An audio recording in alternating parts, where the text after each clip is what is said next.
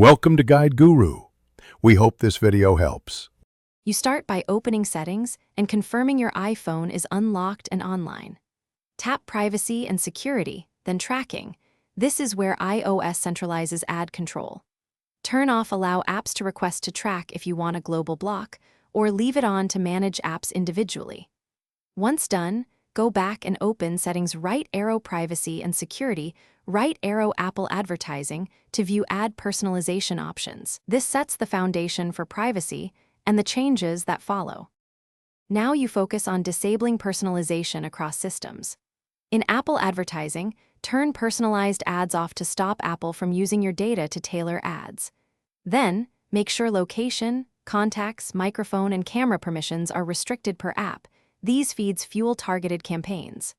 Once done, open each app's internal settings or account section because many apps keep separate ad or tracking toggles.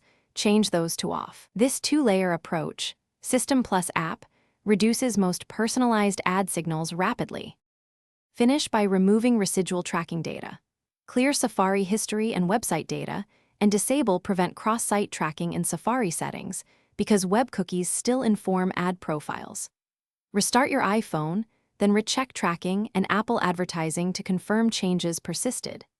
If personalized ads continue, reset the advertising identifier via settings or sign out of apps tied to ad profiles.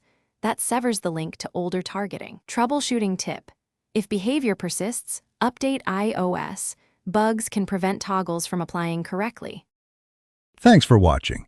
Consider subscribing if we helped you today.